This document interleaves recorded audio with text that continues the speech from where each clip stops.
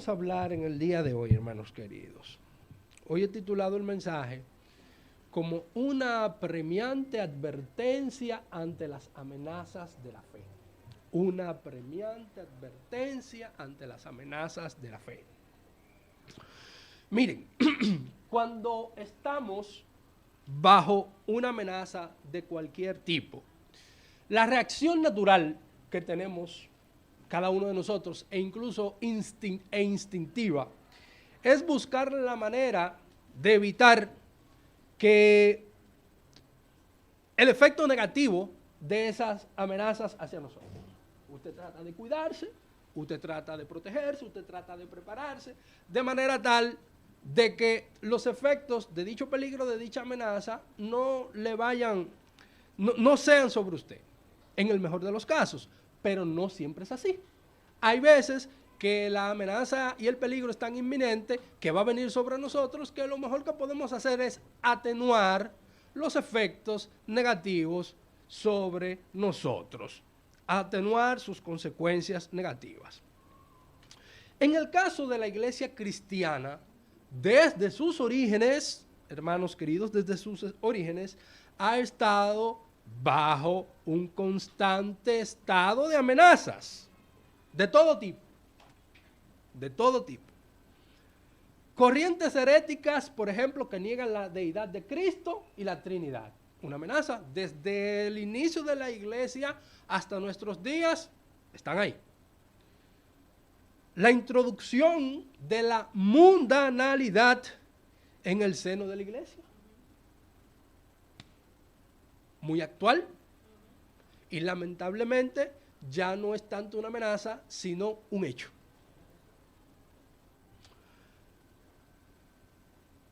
Otra amenaza es el perverso abuso de la gracia del Señor, asumiendo que como ya yo tengo la gracia del Señor, yo tengo toda licencia para pecar y todo me es permitido y yo no voy a sufrir ningún tipo de consecuencia. Amenazas y realidades. Ante cualquier amenaza, hermanos, usted se prepara para usted defenderse. Eso es como usted en la guerra. Guardando un poco el contexto, a Ucrania le habían avisado que los rusos la iban a invadir. Y ellos, en cierta manera, antes de esa fatídica fecha de febrero del 2022, intentaron buscar la forma de defenderse para atenuar que la invasión de Rusia a su nación fuera lo menos posible, y lo hicieron. Entonces nosotros hacemos un inventario para saber con qué nosotros contamos para poder enfrentar esas amenazas, qué sistema de defensa nosotros disponemos, cuáles armas serán efectivas para poder frenar dichas amenazas o vencerlas. Y en esta batalla ha estado la iglesia desde siempre. Desde siempre. Y hoy, más que nunca, estas amenazas han pasado a los hechos. Estas amenazas que tal vez estuvieron al principio del comienzo de la iglesia, que afectaron la iglesia primitiva, se han sofisticado más, se han hecho más sutiles, han intentado inclusive hasta mimetizarse con la misma práctica que tiene la iglesia, pero cuando ya venimos a abrir los ojos está dentro de nosotros. Y todo esto también ha ayudado al extendido criterio de que estamos en una época que a lo bueno le llamamos malo y a lo malo le llamamos bueno. Por tanto, el peligro es muy evidente, hermano. Entonces, en la mañana de hoy vamos a estar mirando la advertencia que tenemos aquí desde la epístola del apóstol Judas acerca de la amenaza, y más que la amenaza, la situación que estaba viviendo la iglesia de Cristo en este momento determinado, con el accionar de algunos falsos maestros que usaban la libertad cristiana y la gracia gratuita para la inmoralidad, pero que a pesar de eso, los verdaderos creyentes deben de luchar firmemente contra esto, ya que contamos con el amor del Padre, el ser posesión de Cristo y la herramienta de la fe una vez dada a los santos. Una vez dada a los santos. ¿Qué yo me propongo, hermanos queridos, en el día de hoy? Bueno, mostrar que el creyente debe de mantenerse vigilante ante la irrupción de los falsos maestros en el seno de la iglesia, cuyas vidas y mensajes cargados de mundanalidad niegan el señorío de Cristo y hacen caer consigo a muchos, por lo que se hace necesario comprender las doctrinas fundamentales, el cuerpo de fe dada a la iglesia, para que nosotros tenazmente, constantemente, insistentemente, intencionalmente, estemos luchando contra estas cosas. Quisiera que me acompañaran a la epístola de Judas. Vamos a estarnos concentrando en los primeros 4 versículos. Dice la Escritura. Voy a leer la versión de la Biblia de las Américas, que puede tener alguna diferencia con la de Reina Valera. Judas, siervo de Jesucristo y hermano de Jacobo, a los llamados, amados en Dios Padre, y guardados para Jesucristo, misericordia, paz y amor os sean multiplicadas. Amados, por el gran empeño que tenía en escribiros acerca de nuestra común salvación, he sentido la necesidad de escribiros, exhortándoos a contender ardientemente por la fe que de una vez y para siempre fue entregada a los santos. Pues algunos hombres se han infiltrado encubiertamente, los cuales desde mucho antes estaban marcados para esta condenación, impíos que convierten la gracia de nuestro Dios en libertinaje y niegan a nuestro único, soberano y Señor Jesucristo. ¿Qué vemos aquí? Vamos a entrar en contexto. Estamos ante una epístola. El género epistolar en las Escrituras tiene una estructura que es común. La epístola de Santiago, la epístola de Judas, las cartas pastorales del apóstol Pablo, en la cual hay 3 partes esenciales. Lo primero es que vemos una introducción o saludo, como estamos mirando aquí en el versículo 1 y 2. Luego vemos el cuerpo de esta carta, que en el caso particular de la epístola de Judas comprende de los versículos 3 hasta el versículo 23 y tiene una conclusión o doxología, que en el caso de la carta de Judas corresponden a los versículos 24 y 25. En el caso de nosotros, esta mañana vamos a estar mirando la introducción o el saludo y vamos a estar viendo el motivo, el porqué por el cual el apóstol Judas escribió esta carta, que están en los versículos 3 y 4. Es una carta poco conocida.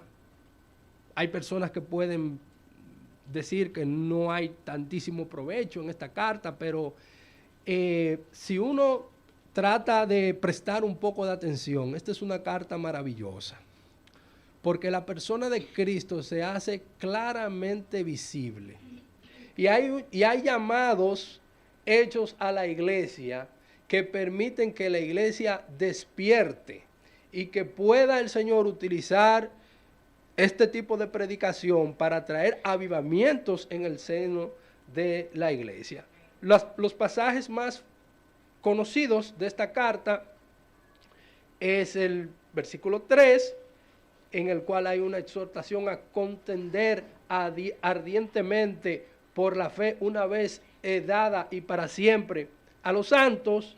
Y también está la doxología, que están en los versículos 24 y 25, que aunque no voy a exponerla hasta su momento, pero se la voy a leer, que dice: y aquel que es poderoso para guardaros sin caída y para presentarnos sin mancha en presencia de su gloria con gran alegría, a el único Dios, nuestro Salvador, por medio de Jesucristo, nuestro Señor, sea gloria, majestad, dominio y autoridad, antes de todo tiempo y ahora, por todos los siglos. Amén.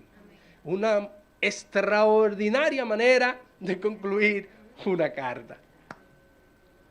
Aparte de estos 3 versículos, tiene otros tantos que para la mayoría de los creyentes inclusive es desconocido, rara vez lo leen. Es raro que uno encuentre, inclusive en algún tipo de programa de lectura bíblica, alguna lectura del libro de Judas que no sean esos 3 versículos que yo acabo de leer. Es un desafío para su interpretación, porque inclusive en el cuerpo de la carta, Judas utiliza imágenes, trae porciones de libros que no están dentro del canon bíblico, fuentes extrabíblicas. De hecho, por eso es que Judas fue uno de los libros que fue último en la inclusión del canon, porque había mucha controversia generada en ese sentido.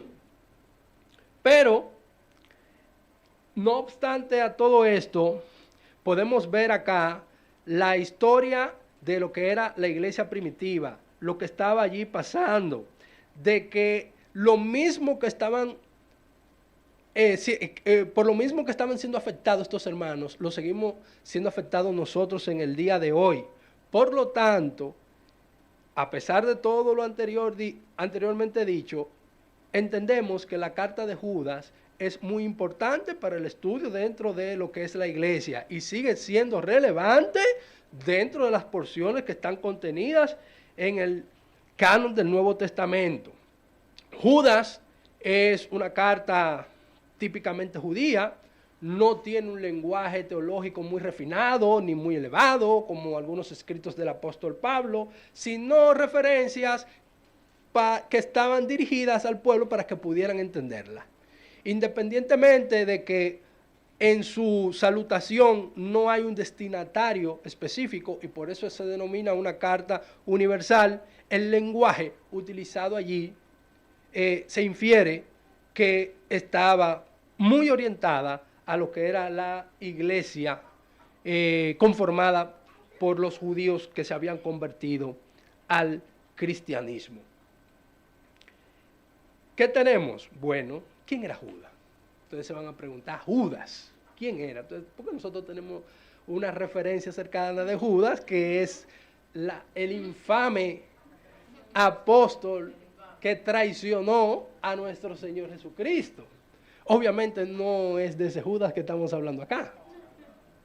¿Verdad que no? Perdón. Habían otros Judas. De hecho, Judas era un nombre muy común dentro de el Israel antiguo. Había una tribu que se llamaba la tribu de Judá, que resultó ser la más importante dentro del pueblo judío porque de allí vino el Mesías. ¿Quién es este Judas? Él se presenta ahí. Vamos a ver quién era. Judas, siervo de Jesucristo y hermano de Jacobo. Hermano de Jacobo. Ese Jacobo no es otro que el mismo Santiago, que es el autor de la epístola que está contenida en el Nuevo Testamento. Hay un consenso entre todos los comentaristas y biblistas de que esto es así. Y si esta persona que se identifica como hermano de Santiago, como hermano de Jacobo, a su vez es el mismo medio hermano que menciona en las Escrituras de nuestro Señor Jesucristo en Marcos capítulo 6, versículo 3. Es decir, que este Judas fue un hermano biológico de nuestro Señor Jesucristo. algo interesante, porque la propia Escritura, el Hechos capítulo 1, versículo 4 y en otras partes del Evangelio, dice que ni aún ellos creían en Jesús al principio de su ministerio, sino que empezaron a creer cuando ya el Señor había resucitado. El consenso que se tiene es que el autor de esta carta es el medio hermano de nuestro Señor Jesucristo. Otra cosa que es bueno resaltar es que en esta carta, la carta completa, que es un solo capítulo, es prácticamente una referencia paralela de lo que está contenido en 2 de Pedro capítulo 2. En su caso ustedes pueden hacer la comprobación, en la cual el enfoque principal es la oposición ante las falsas enseñanzas que habían en la iglesia primitiva y que hacían tambalear la fe de estos hermanos en aquel entonces. La fecha en la cual se estima que fue escrita esta carta fue entre los años 70 y 90 de nuestra era. Entonces, visto este preámbulo, vamos a entrar en materia. ¿Qué es lo primero que yo quiero decirle, hermanos? ¿Quiénes son los que están preparados para resistir las amenazas? Pero antes que todo, quiero resaltar algo muy importante que está en el texto. Y es cómo se presenta Judas. ¿Cómo él se presenta? Dice como siervo de Jesucristo. Siervo de Jesucristo y hermano de Jacobo. Miren, nosotros acabamos de decir quién era este Judas. Y uno se pregunta, ¿por qué él no se presentó como yo soy hermano del Señor Jesucristo? Y en esta presentación, él pone a Jacobo por encima de él. Miren, yo soy hermano de Jacobo. ¿Ustedes conocen a Jacobo?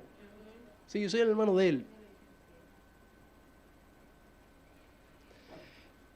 Y los estudiosos dicen que dentro de la iglesia de Jerusalén, Santiago era el líder de la iglesia de Jerusalén, pero Judas tampoco se quedaba atrás. Es decir, que ellos iban más o menos en cuanto a lo que era la organización, en cuanto a lo que era el sacar adelante la iglesia de Jerusalén, estaban ahí. Pero sin embargo, él viene y se pone un peldaño por debajo.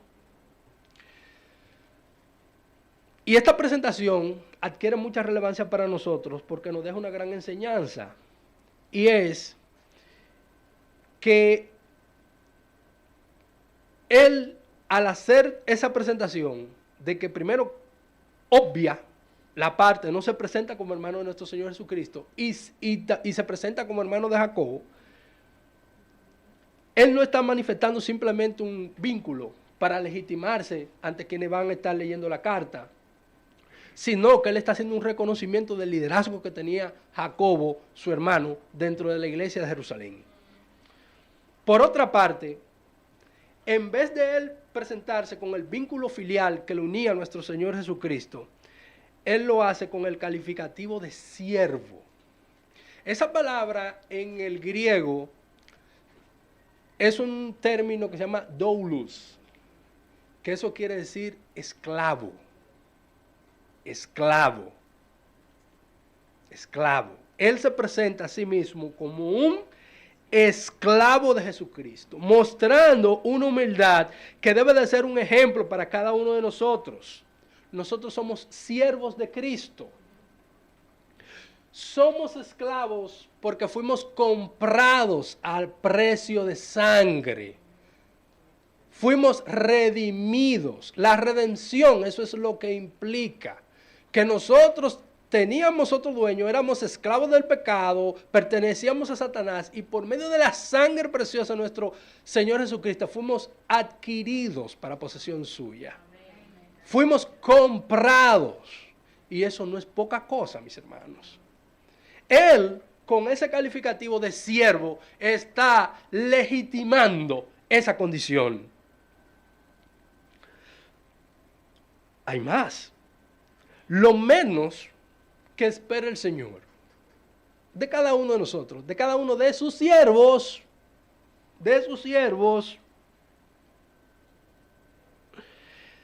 es una vida de obediencia, es una vida de total sometimiento, es una vida que refleje en efecto la fe que nosotros decimos profesar. Pocas cosas dicen tanto de una persona como la manera que habla de sí misma. Cuando usted ve que una persona habla de sí misma poniéndose allá arriba en la nube, a todos nosotros eso nos causa mucha aprensión. Dice, mire esta altanería, mire esta persona si es orgullosa, mire esta persona si es vanidosa, nos causa cierta repulsión. Sin embargo, cuando nosotros vemos que alguien que tiene una posición social, económica, profesional, de renombre elevada, encumbrada, y que se presenta con cierta humildad, a nosotros como que nos agrada, que nos cae bien. Pocas cosas son tan reveladoras como los títulos por los cuales nosotros deseamos ser conocidos. Yo quiero ser conocido como apóstol. Cuidado, déjame no decir eso muy duro, porque hay hermanos que me pueden. Ay, los apóstoles, que no hay en esta época, y se autodenominan siervo del Señor Jesucristo. Siervo. Un maestro, siervo del Señor Jesucristo. Un reverendo, siervo del Señor Jesucristo. El único título de honor que Judas se permitía era el de siervo de Jesucristo. Es decir, Judas consideraba que no tenía más que un objetivo y una distinción en la vida: el estar siempre a disposición de Jesús para servirle en su causa. La más grande gloria que ningún cristiano puede alcanzar es la de serle útil a su Señor Jesucristo. Amén. La mayor gloria que nosotros podemos alcanzar es esa: serle útil a nuestro Señor Jesucristo. Viendo esto, vamos a hacernos unas cuantas preguntas para traer aplicación. ¿Estamos haciéndonos disponibles para serle útil al Señor? La actitud con la cual le sirvo a Dios me da la limpia conciencia de presentarme ante Él como un obrero aprobado. Pregunta. La manera en la cual le sirvo al Señor me satisface y produce gozo en mí, o yo me siento al menos con lo que estoy haciendo al Señor y quiero tener otra posición dentro de mis propios hermanos de mayor renombre.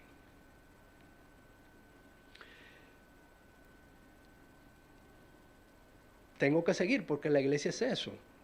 El Señor le ha puesto algo al corazón de nuestro pastor, y es que estemos preparando la próxima generación. En el caso de nosotros los padres que estamos criando, la próxima generación son nuestros hijos. Ellos son los que vienen. En el caso de nosotros, los padres que estamos criando, ¿es nuestro servicio al Señor un buen ejemplo para ellos? De manera que se quieran involucrar en el servicio al Señor. O ven que yo lo hago de mala gana, o ven que yo lo hago como si fuese una obligación, como una carga. A veces hay que hacerse esas preguntas. ¿Ustedes saben por qué? Porque uno viene y dice, pero el papá de esta persona, de esta joven o de este joven, es una persona que tuvo una trayectoria dentro de una congregación de cierta preponderancia, de cierta importancia. ¿Y por qué su hijo no se involucra? Debemos de hacernos esa pregunta. Entonces, ¿quiénes son los que están preparados para resistir esta amenaza? ¿A quiénes le dirige Judas el contenido de esta carta? Dice aquí: a los llamados, amados, la versión Reina Valera también agrega santificados en Dios Padre y guardados para Jesucristo.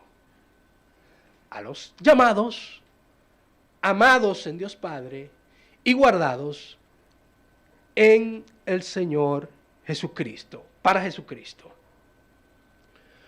Judas se está dirigiendo a los creyentes, aquellos que son los que deberían de estar preparados para luchar contra lo que se le venía encima.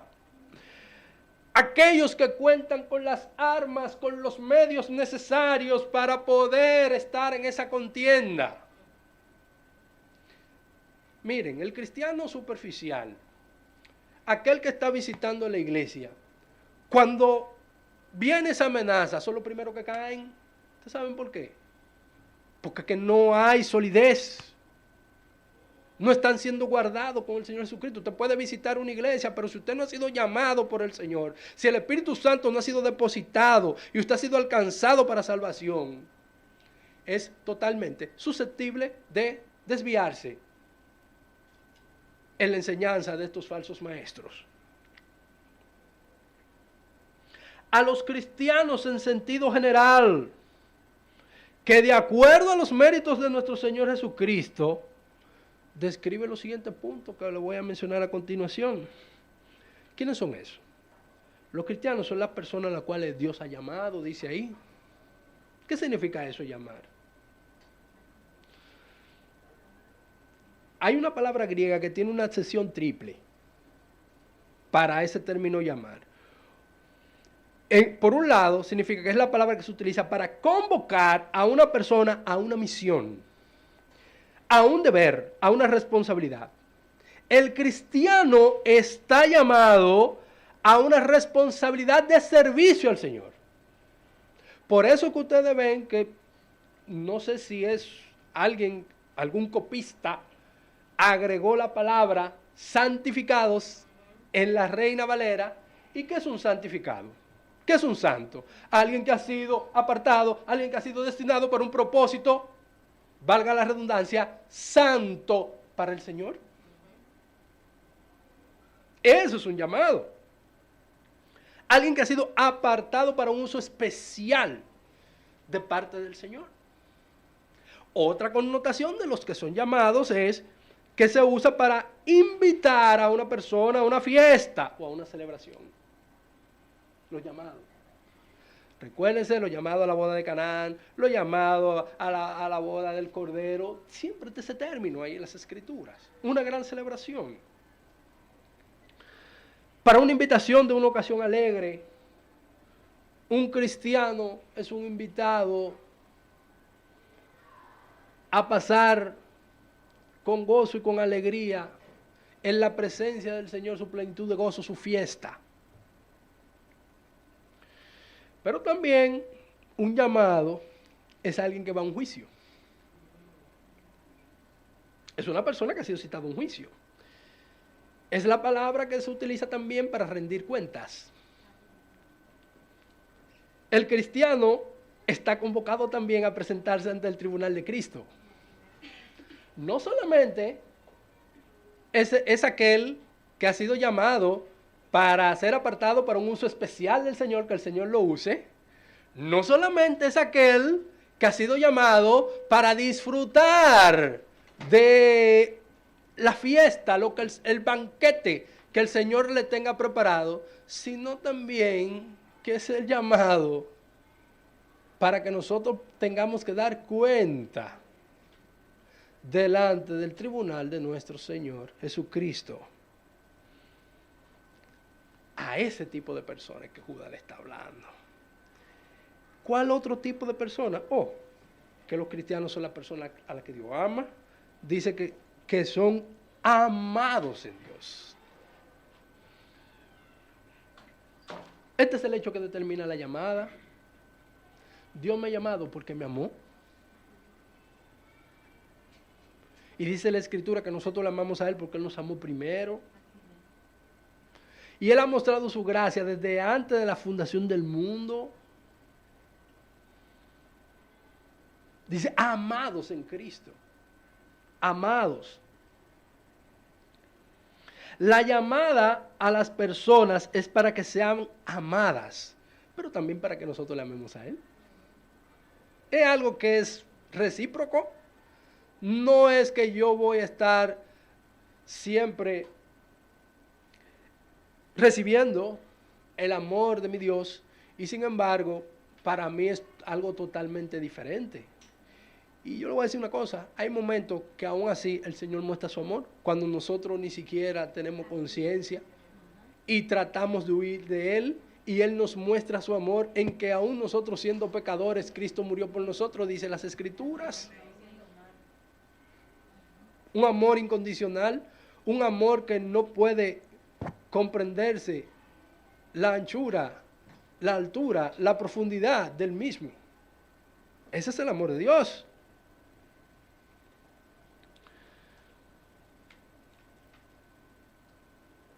Dios llama a las personas a una tarea, pero esa tarea es un honor y no una carga.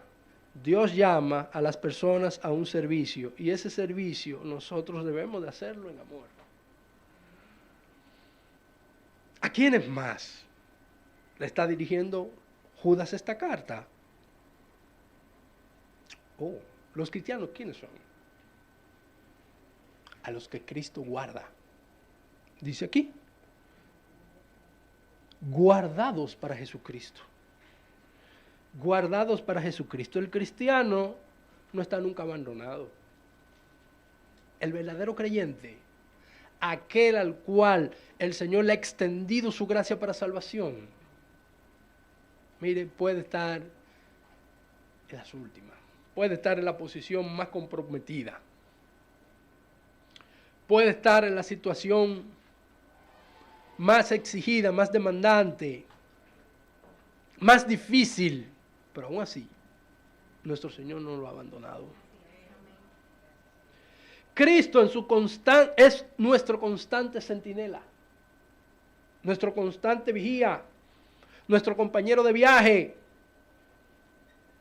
Miren lo que dice las Escrituras. El apóstol Pablo, Romanos 8, 38 y 39, tanto que nos gusta ese versículo. Esa porción de las Escrituras nos estremece. Porque estoy convencido que ni la muerte, ni la vida, ni ángeles, ni principados, ni lo presente, ni lo porvenir, ni los poderes, ni lo alto, ni lo profundo, ni ninguna otra cosa creada nos podrá separar del amor de Dios que es en Cristo Jesús, Señor nuestro. Ninguna cosa creada nos podrá separar del amor de Dios que es en Cristo Jesús, Señor nuestro. Pero vamos a ver lo que dijo el propio Señor Jesucristo. A los llamados, a los amados, a los escogidos, a los que son parte de su pueblo. Juan 10, 27 al 30. Mis ovejas oyen mi voz y yo las conozco y me siguen. Yo les doy vida eterna, jamás perecerán y nadie las arrebatará de mi mano. Mi Padre que me las dio es mayor que todos y nadie las puede arrebatar de la mano del Padre. Y yo y el Padre somos uno.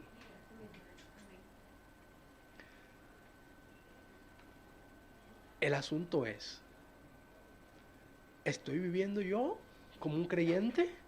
¿Es el Espíritu Santo una realidad en mí que atestigua que en efecto he sido escogido para salvación, he sido llamado a participar de todo esto? A estas personas es que el apóstol Judas le está hablando a que se preparen. ¿Ustedes saben por qué? Porque ninguna persona que esté fuera del grupo de las cosas que he definido podrá resistir. Lamentablemente. Tengo esa mala noticia para darle. Ninguna. Caerán. Serán engañados, seguirán ese derrotero. El Espíritu Santo no está ahí. Lamentablemente. Por lo que los creyentes, ante cualquier amenaza o peligro, por grande y desafiante que sea, la actitud que debe de primar en nosotros es la de no temer ni desesperarnos, porque Dios, sin duda, nos guardará y prevaleceremos. Esto es válido tanto a nivel individual, cada uno de nosotros, como a nivel corporativo en la iglesia, que es conformada por cada uno de nosotros. Por eso es, hermanos queridos, es que debemos de cuidarnos unos a los otros, porque una caída de un hermano dentro del seno afecta a la iglesia también. Y por eso, hermano, que si usted está medio carnal, alíñese, porque eso no solamente le va a afectar a usted, sino también que nos va a afectar a nosotros. Muy bien, hermano Jonathan, pida ayuda. La lucha no es de usted solo, es una lucha corporativa. Judas le está escribiendo a una iglesia, le está escribiendo a un grupo de hermanos, él no le está dirigiendo, sí, Judas, siervo del Señor Jesucristo, hermano de Mateo, hermano de Santiago, a mi hermano Felipe. No. Judas, siervo de Jesucristo, hermano de Santiago, a mi hermano Andrés. No. Él está escribiendo a los llamados, amados en el Padre y guardados para el Señor Jesucristo, a su iglesia. A su iglesia. El Señor se encargará, hermanos queridos, de proporcionarnos para la lucha su misericordia, que está aquí, porque sin ella nosotros no estuviéramos vivos. Dice la Escritura que si no fuese por su misericordia, nosotros ya hubiéramos sido consumidos. Y en el libro de los Salmos dice también que la misericordia del Señor es más grande que la vida. Nos dará también su paz para que en medio de la turbulencia y el peligro podamos confiar plenamente en Él. Y también nos da su amor para que podamos apoyarnos en la lucha como un cuerpo, sabiendo que la caída de uno es la caída afecta, no la caída del cuerpo completo, pero afecta al cuerpo que es la iglesia. Y nosotros estamos llamados a amarnos los unos a los otros, a orar los unos por los otros, a acompañarnos los unos a los otros. Hemos visto a quienes es que Judas le está diciendo y cuáles son las herramientas con las cuales él cuenta. Vamos a ver ahora la urgencia y la necesidad que tenía el apóstol por defender la fe. En el versículo 3 dice: amados, por el gran empeño que tenía en escribiros acerca de nuestra común salvación, he sentido la necesidad de escribiros, exhortándoos a contender ardientemente por la fe de una vez que fue dada de una vez y para siempre y entregada a los santos.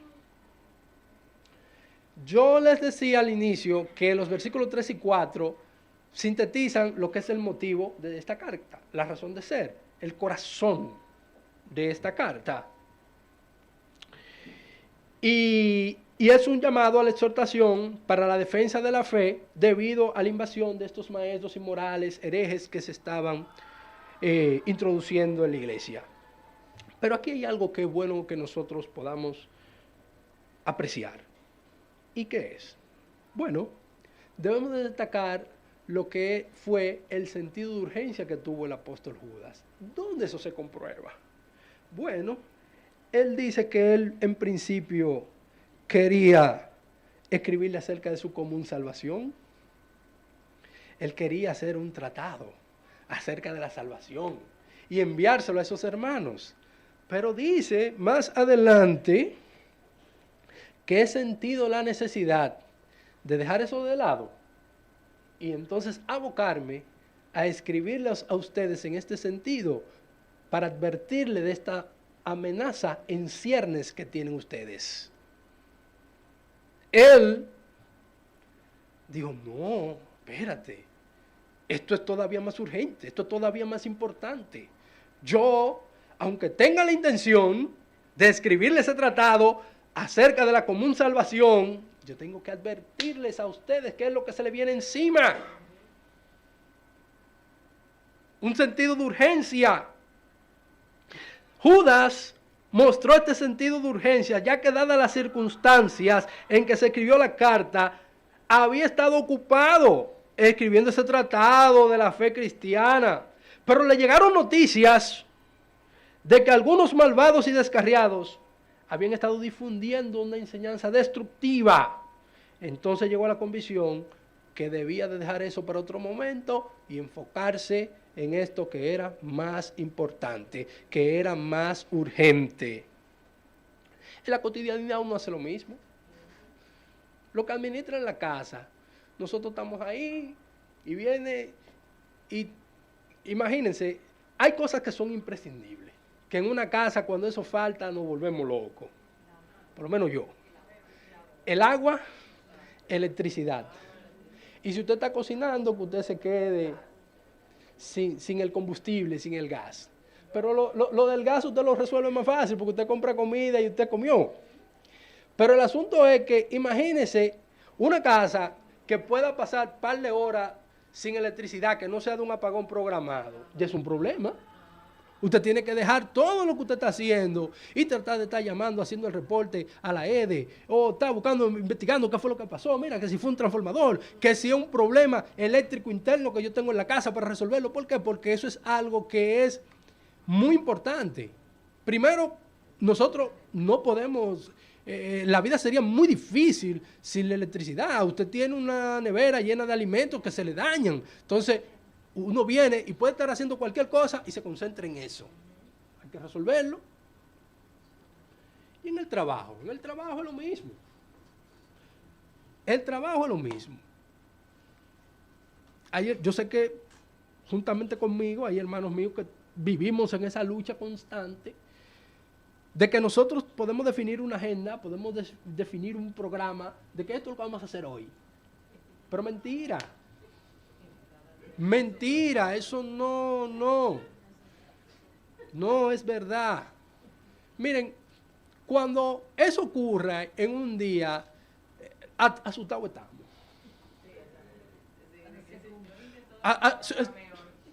Asustados estamos porque o hay poca actividad en la empresa, o hay algún problema, no sé, porque si la empresa tiene mucha actividad, siempre hay muchos imprevistos. Siempre hay muchos imprevistos. Mira, que hubo un despacho que no llegó, que hubo una mercancía que hay que entregar y no se liquidó, que mira, que este cliente se le entregó mal esa mercancía. Miren, eso son 20,000 cosas. Y uno puede hacer un plan de que se va a dedicar a eso y lamentablemente tiene que dejarlo de lado. ¿Ustedes saben por qué? Porque hay cosas que son importantes, pero que si uno le da un poco de delay, la pone en pausa, no van a crear un problema mayor que algunas cosas que surgen de manera súbita, que son críticas. Que si usted no las resolvió, le crean un problema. Del mismo modo, eso pasaba. Por eso es que Judas se concentra en escribirle a estos hermanos, porque si él no se enfocaba en eso, la iglesia peligraba. Es muy bonito tú tener un tomo así de teología sistemática, bien, mira, sí, me voy a nutrir, bien. Pero el asunto es que hay veces que cuando la casa está cogiendo fuego, lo primero que uno sale es a buscar a los vecinos y si tienen 2 o 3 cubos, ven, vamos a tirarle 2 o 3 cubetazos a ver lo que llegan los bomberos. Y literalmente, la iglesia estaba al coger fuego. Entonces, por eso es que el apóstol Judas cambia, redirige su enfoque a esta parte. Definitivamente consideraba el apóstol Judas algo más apremiante, dado el peligro que representaba para la iglesia, la exhortación a los hermanos para que lucharan por la fe. Judas asumía plenamente la obligación de ser el vigía del rebaño del Señor. Él era un siervo. Dentro de su concepción de lo que él tenía que disponerse a hacer en la mano del Señor era cuidar de su pueblo. Él no, y eso está también en el Evangelio de Juan, en el mismo capítulo 10, la diferencia entre el buen pastor y el asalariado. Que el asalariado ve venir el peligro y dice, bueno, que se lo coman los lobos, las ovejas, yo no tengo que ver con eso. Pero sin embargo, dice que el buen pastor da la vida por sus ovejas. Y aquí podemos ver, en cierto modo, cómo Judas asume esta misma actitud. La pureza de la fe, hermanos, estaba en peligro. Él se apresuró a defender tanto a sus ovejas como la fe. Eso implicaba dejar de lado el trabajo que él había estado en el cual él había estado ocupado. Puede ser que Judas no volviera a tener la oportunidad para volver a escribirle a estos hermanos con esta observación. Y sin embargo, como lo otro podía ser postergado, tal vez él dijo, bueno, en otra ocasión yo puedo hacerlo. Pero hay algo interesante. ¿A qué es lo que lo está motivando el apóstol Judas acá? Dice aquí, exhortándonos a contender ardientemente por la fe que de una vez y para siempre fue entregada a los santos. Dice, contender ardientemente. ¿Qué es eso? ¿Qué es eso? Él lo estaba motivando a que tuvieran una defensa de la fe, no de manera opcional, no una defensa pasiva, no una defensa indiferente, sino todo lo contrario. Contienda significa usted pelear, luchar, combatir, batallar. Eso es lo que significa contender. Que usted batalle, que usted luche, que usted pelee. Y lo interesante es que el adjetivo que tiene ese sustantivo de contienda te indica cómo es que debe de ser esa lucha. Ardientemente. Ardientemente. Esa lucha debe ser una lucha activa, debe ser una lucha enérgica, debe de ser una lucha apasionada, vigorosa. Literalmente, eso que usted a uña y diente le entre a eso. A uña y diente. Obviamente, nosotros tenemos más herramientas que no son las uñas y los dientes, porque estamos en Cristo, pero es que la actitud, el sentido de urgencia que quiere comunicar Judas es ese. Echando mano a lo que disponemos en Cristo para la batalla, ya que lo que está en juego no es poca cosa, hermano. No es poca cosa, sino lo que sostiene la iglesia. ¿Por qué es lo que debemos de luchar? Dice la Escritura que es por la fe dada una vez y para siempre a los santos, que fue entregada a los santos. ¿Y a qué se refiere con eso, con la fe? Eso es a la creencia de que Jesucristo es Dios, Salvador, y que por los méritos de Él es que yo puedo ver la obra de salvación en mí. En este caso no se refiere a eso. En este caso se refiere al cuerpo doctrinal. El cuerpo doctrinal a la enseñanza que había sido dada por los apóstoles a la iglesia y que era lo que le daba forma, lo que era el marco conceptual de la iglesia, lo que la sostenía, por lo menos a nivel de lo que doctrinalmente se refiere, porque quien sostiene la iglesia es el Señor, pero se refería a eso. La fe no se refiere aquí a la confianza y a la certidumbre que debemos de tener en nuestro Señor Jesucristo, las cuales nos identifican como pueblo de Dios, sino al contenido doctrinal del mensaje enseñado por los apóstoles y sostenido en común por toda la iglesia. En común por toda la iglesia. El cristianismo incluye un cuerpo de creencias autoritativas que han sido dadas por el Señor por medio de los apóstoles, los cuales, junto al testimonio de ellos, forman el estándar de la iglesia. Contra eso es lo que el Judas le está diciendo que deben de contender ardientemente, deben defender ardientemente esta fe. Judas pone de relieve la revelación importante entre la doctrina correcta y la fe verdadera. No debemos de comprometer la verdad de la Biblia, ya que ésta nos da datos verídicos acerca de Jesús y la salvación. La Biblia es inspirada por Dios y nunca se le debe tergiversar ni cambiar. Cuando se le tergiversa, llegamos a confundir lo correcto con lo erróneo. y perdemos la visión del único camino que nos conduce a la vida eterna. Antes de escribir de la salvación, por lo tanto, Judas sintió que debía de ubicar a sus lectores en el lugar correcto, invitándolos a volver a los rudimentos de la fe, a las doctrinas primigenias, a las doctrinas básicas, a los fundamentos. Luego, para que la senda de la salvación pudiera ser más clara, los santos se refiere a los creyentes, a los que ya habíamos definido en los versículos anteriores. Pero ¿y dónde se evidencia eso?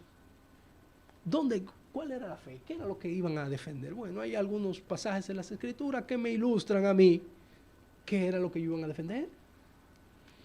1 Corintios 15, 3 al 9 dice la Escritura: porque yo os entregué en primer lugar lo mismo que recibí, que Cristo murió por nuestros pecados conforme a las Escrituras, que fue sepultado y resucitó al tercer día conforme a las Escrituras, que se le apareció a Cefas y después a los 12, luego se le apareció a más de 500 hermanos a la vez, la mayoría de los cuales viven aún, pero algunos ya duermen. Después se apareció a Jacobo, a Santiago, luego a todos los apóstoles, y al último de todos, como a uno no nacido fuera de tiempo, se me pareció también a mí, decía el apóstol Pablo. ¿Qué está contenido en eso? Que Cristo murió, que Cristo resucitó, pero murió a causa de que por nuestros pecados, que no solamente resucitó, sino que hubo un grupo de personas grande que lo vio resucitado, que hay una evidencia histórica de que él en efecto resucitó. Eso es parte fundamental. Si en las Escrituras si en la iglesia, se empieza a desmeritar la resurrección de Cristo, ¿sobre qué nos sostenemos? Por ejemplo, si nosotros tratamos de darle un sentido diferente a la muerte de Cristo, que no fue por nuestros pecados, ¿en qué nos sostenemos? Colosenses 1, 15 y 18. Él es la imagen del Dios invisible, el primogénito de toda creación, porque en Él fueron creadas todas las cosas, tanto en los cielos como en la tierra, visibles e invisibles, ya sean tronos o dominios o poderes o autoridades. Todo ha sido creado por medio de Él y para Él. Y Él es antes de todas las cosas, y en Él todas las cosas permanecen. Él también es la cabeza del cuerpo, que es la iglesia. Y Él es el principio, el primogénito entre los muertos, a fin de que en Él todo tenga la primacía. Si nosotros empezamos a dudar de que todas las cosas fueron creadas en Cristo, por Cristo y para Cristo, ¿en qué se sostiene la iglesia? Si nosotros empezamos a negar la divinidad de nuestro Señor Jesucristo, ¿en qué se sostiene la iglesia? En el versículo 4, que es el único que vamos a ver, entonces esta frase no tendría sentido. Dice, nuestro único soberano y Señor Jesucristo. No tendría sentido si eso no fuese así. Primera de Tesalonicenses 4, dice y 17, dice, pues el Señor mismo descenderá del cielo con voz de mando, con voz de arcángel, con la trompeta de Dios, y los muertos en Cristo se levantarán primero. Entonces nosotros, los que estemos vivos y permanezcamos, seremos arrebatados juntamente con ellos en las nubes al encuentro del Señor en el aire. Y así estaremos con el Señor para siempre. Si nosotros quitamos la segunda venida del Señor Jesucristo de nuestro cuerpo doctrinal, ¿en qué se sostiene nuestra fe? ¿Qué estamos esperando? ¿No va a volver? Pero yo estoy convencido de que Él volverá. Totalmente. Y ustedes saben qué es lo mejor para nosotros. Que nosotros debemos de vivir como si Él vuelve. Porque a veces nos olvidamos. Nos olvidamos, vivimos como que si Él no va a volver nunca. Más, Primera de Timoteo 1:15. Palabra fiel y digna de ser aceptada por todos.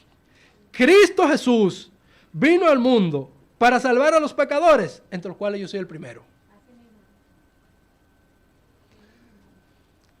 ¿Qué yo he querido dejar presentado, dejar ilustrado con estos versículos? Es que nuestro cuerpo de doctrina tiene este tipo de cosas que son doctrinas fundamentales. La encarnación, la resurrección de Cristo, su segunda venida, su deidad, su señorío, su poder, su majestad. Y cualquier cosa que atente contra eso, hay problema. Hay problema. Por gracia sois salvos por medio de la fe. Y esto no de vosotros, no por obra para que nadie se gloríe, sino que esto es don de Dios. Esta gente a la cual Judas le estaba escribiendo, estaban abusando de eso. Por gracia eran salvos, ya yo tengo licencia para pecar, ya la ley moral no tiene que ver nada conmigo, ya yo voy a darle rienda suelta a toda la carnalidad, a toda la mundanalidad, a mi propia concupiscencia. La gracia del Señor es suficiente. Grave error. Grave error. Miren, ¿por qué yo les presento estos versículos para que ustedes vean y enfatizo sobre el tema de que la fe a la cual se refiere aquí es el cuerpo doctrinal que se le fue dado a la iglesia? Hay hermanos que entienden que el estudio de la teología es algo árido, algo aburrido, algo que eso no va a tener ningún provecho. Y yo le voy a decir una cosa, eso es algo totalmente errado, totalmente equivocado. De alguna u otra manera, como dijo R.C. Sproul, todos somos teólogos. De alguna u otra manera. Y si usted es al menos un lector fiel, ni siquiera le puse estudiante, al menos un lector fiel de las Escrituras, hay cosas que usted debe de cuestionarse, hay preguntas que usted debe de hacerse, y cuando usted se está haciendo esas preguntas, ¿qué usted está haciendo? Teología. Probablemente no sea muy ortodoxa, pero usted está elucubrando, usted está cuestionándose, usted está tratando de lo que usted está leyendo, forjarse un juicio, forjarse una opinión.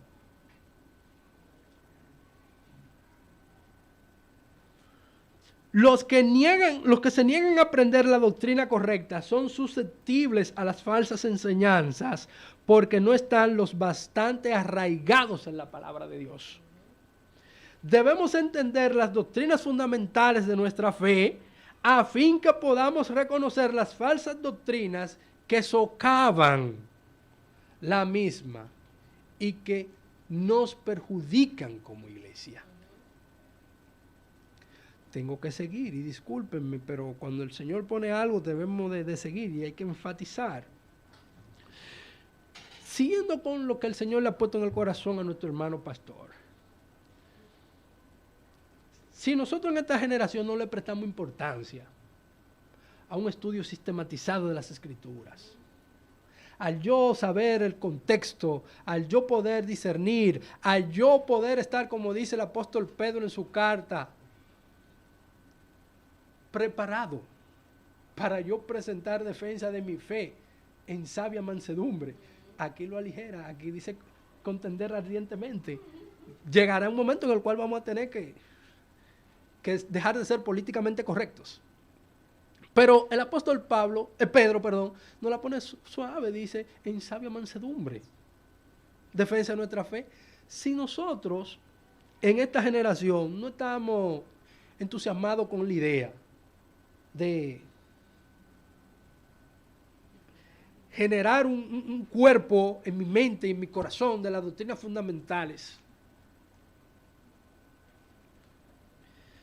si no asumimos con la importancia debida esas cosas, si no tenemos la conciencia de que eso se debe de defender, o incluso peor, no sabemos ni siquiera cómo defenderla, ¿qué esperamos de las generaciones siguientes? ¿Ustedes se creen que mágicamente nuestros hijos van a asumir el deseo de que no, mira, yo quiero estudiar la escritura con profundidad.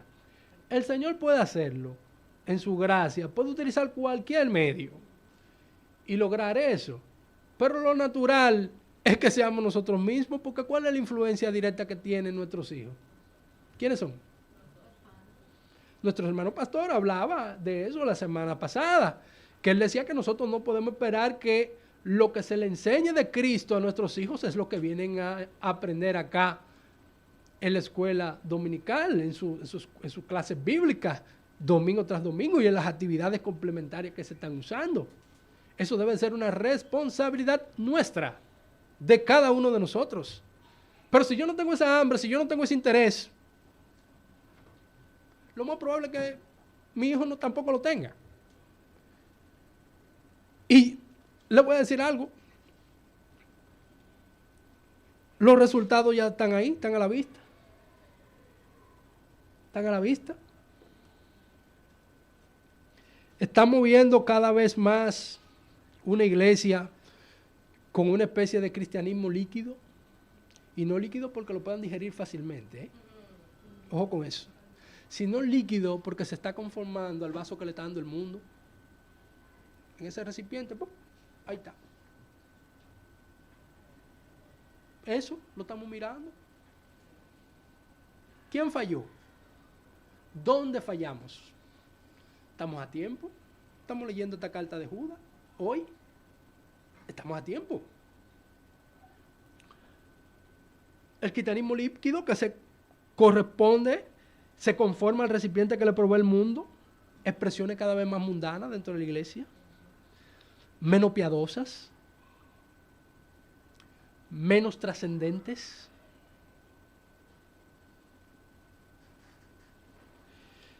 Asumamos, hermanos queridos, con seriedad esto que nos dice el apóstol. Cierro hablándole un poco de cuáles eran las amenazas. Versículo 4 dice, pues algunos hombres se han infiltrado encubiertamente, los cuales desde hace mucho antes estaban marcados para esta condenación, impíos que convierten la gracia de nuestro Señor, de nuestro Dios, en libertinaje y niegan al único y soberano Señor Jesucristo. ¿Cuál es el contexto en el cual Judas está escribiendo esta carta? El contexto del Imperio Romano. Y el Imperio Romano ya había iniciado su camino a la decadencia. Y lo primero que se refleja cuando una gran nación, un gran imperio está en decadencia, es la decadencia moral. Eso es lo primero. Y ese es el contexto en el cual estaba Judas. También la iglesia estaba siendo afectada por muchas doctrinas heréticas, el gnosticismo, que entendían que había un conocimiento superior a la revelación que el Señor había dado en las Escrituras, y aquellos que no podían acceder a Él no eran santos, estaban en otro nivel. Estaban también apóstatas que negaban la deidad de Cristo, pero también habla aquí de manera específica aquellos que convierten la gracia del Señor nuestro Dios en libertinaje. Libertinaje. La intención de él era resguardarnos de estos falsos maestros que habían empezado a infiltrarse en la iglesia cristiana de manera subrepticia, de manera lenta, como hablábamos en la escuela dominical hace unos días atrás, de los falsos maestros que eran lobos vestidos de ovejas, para reducir el cristianismo a una fe solo de nombre y a una profesión externa, habiendo negado las obligaciones de la santidad de Dios, enseñándole a sus discípulos a vivir en sendas pecaminosas y que al mismo tiempo los halagaban con la esperanza de la vida eterna. Eso los teólogos le han denominado el antinomianismo, que quiere decir que la ley moral del Señor para ellos no tenía ninguna validez. el adulterio, la fornicación, la sensualidad, todo ese tipo de cosas, para ellos era nada. Y lo grande del caso es que lo enseñaban, que eso no era nada. ¿Qué era lo que hacían estos impíos?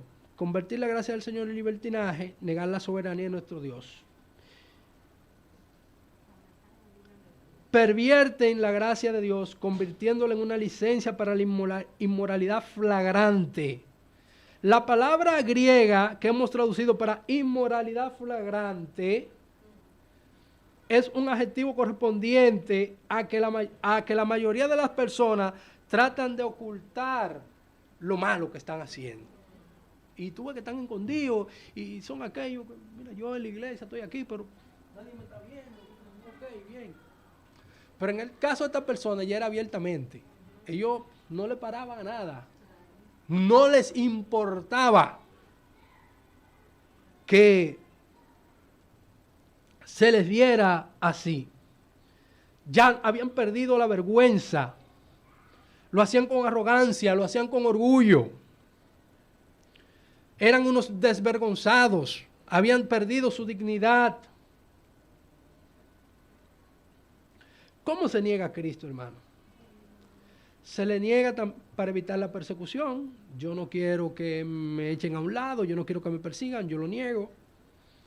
Lo niego por conveniencia, yo quiero acceder a tal o cual organización, pero esa organización está muy íntimamente ligada al progresismo y a la ideología LGBT. Yo, por consiguiente, no voy a mencionar nada que soy creyente para que no me vayan a cepillar.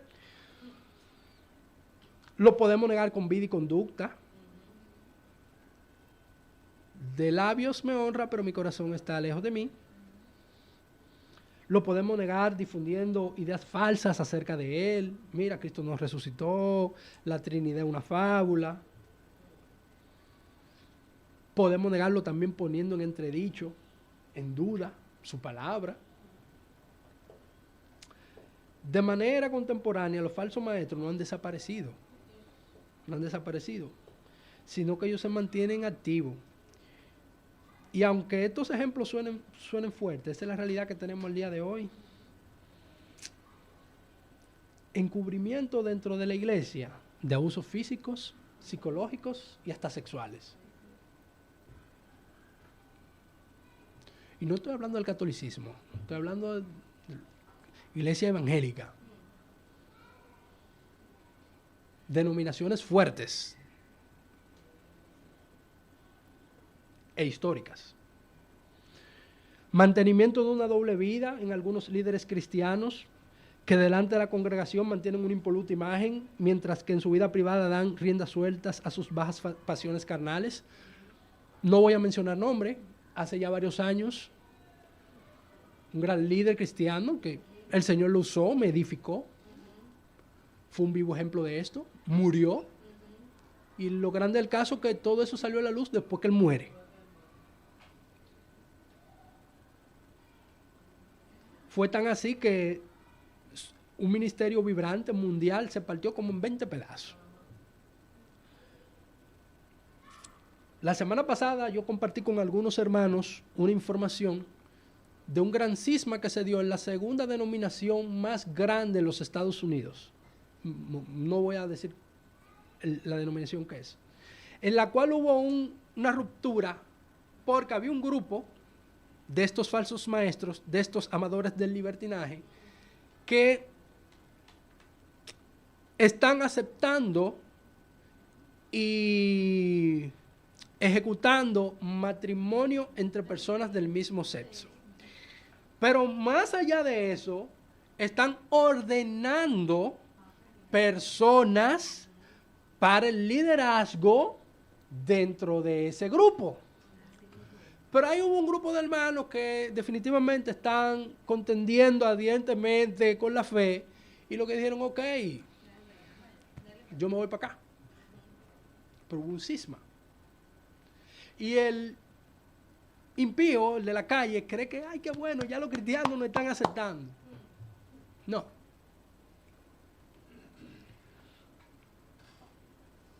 La introducción de prácticas mundanas sobre todo en el culto al Señor, que parece más un fuego extraño en la adoración que una genuina adoración al Dios verdadero. Eso es viejo ya. Eso está ahí. Concluyo. Los cristianos estamos llamados del mundo, de su mal espíritu y temperamento. Somos llamados a ponernos por sobre el mundo para las cosas más elevadas y mejores, para el cielo, para las cosas invisibles y eternas.